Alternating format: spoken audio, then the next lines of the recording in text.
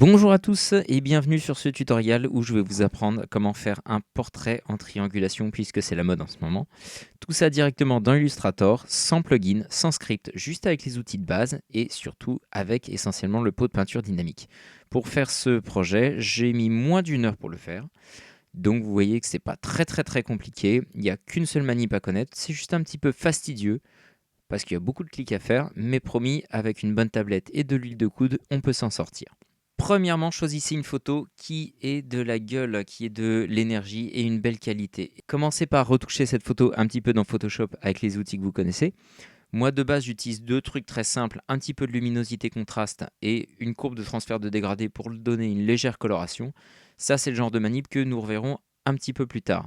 En premier lieu, lorsque vous importez votre photo, placez-la évidemment bien au centre de votre espace de travail et surtout, pensez tout de suite à verrouiller le calque sur lequel elle se trouve. Pensez tout de suite à créer un nouveau calque par-dessus ce calque de travail afin de ne pas vous emmêler les pinceaux entre votre modèle et votre travail. Donc une fois que votre espace de travail est bien cadré, commencez simplement avec l'outil plume à dessiner des triangles et des contours sur votre portrait. Je vous conseille pour ça de mettre une couleur bien flashy qui vous permettra de facilement visualiser les contours de la plume que vous dessinez. Pour le moment, ne vous embêtez pas forcément avec des formes de triangles précises. Si vous voulez faire un côté low poly, ça peut venir en second lieu. Comme vous voyez, moi, en fait, je me suis attaché surtout à découper les zones de couleur, à découper les espaces clairs et les espaces contrastés. Et ensuite seulement, avec l'outil trait que l'on trouve avec majuscule T, j'ai rajouté les tessellations intermédiaires pour donner l'effet triangle. Pour le magnétisme des points, d'ailleurs, pensez à activer ou désactiver les repères commentés avec pomme U, tout simplement. N'hésitez pas une fois de temps en temps à désafficher le calque pour ne voir que votre vectorisation.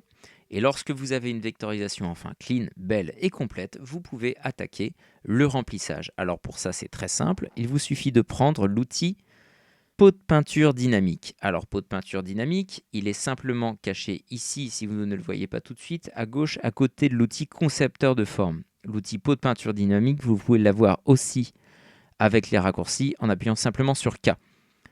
À partir de là, lorsque vous cliquez dans une zone, cette zone devient une zone active dynamique et ce n'est plus un objet vectoriel standard, c'est-à-dire que toutes les intersections vont être comprises comme étant des objets. Ça, c'est idéal pour pouvoir faire du remplissage à la volée. Vous n'avez pas besoin de fermer complètement vos formes et vous n'avez pas besoin non plus de préciser vos formes. Vous pouvez, grâce à cet outil, facilement réaliser cet effet. Pour choisir la couleur, il suffit alors maintenant d'utiliser le raccourci habituel sur tous les produits Adobe, c'est-à-dire le Alt-clic pour transformer votre outil temporairement en une pipette. Alt-clic dans une zone pour sélectionner sa couleur, puis clic tout court dans la même zone pour remplir cette zone de la couleur choisie. Voilà, le process est tout bête. Alt-clic, puis clic, Alt-clic, puis clic pendant à peu près 3/4 d'heure.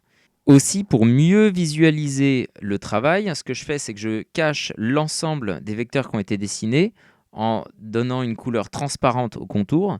Et je cache aussi le contour de sélection affiché en faisant pomme H, H comme hide. N'hésitez pas en dernier lieu à masquer le calque du modèle pour voir tous les petits creux que vous pourrez avoir oubliés et les remplir évidemment en affichant de nouveau le modèle et en refaisant la même manipulation, Alt-clic puis clic. Pour l'arrière-plan, il vous suffira simplement de créer un nouveau calque sur lequel vous faites des grands triangles pour avoir un aplat de couleurs et boum, le résultat est là. Voilà, c'était Ben Fligance, merci d'avoir suivi ce tutoriel. Si vous avez des questions, n'hésitez pas à me contacter pour que je vous précise certaines manipulations. Il y aura d'autres tutoriaux en vidéo mis en ligne au cours de l'année. Donc continuez de suivre mes cours. Bonne soirée!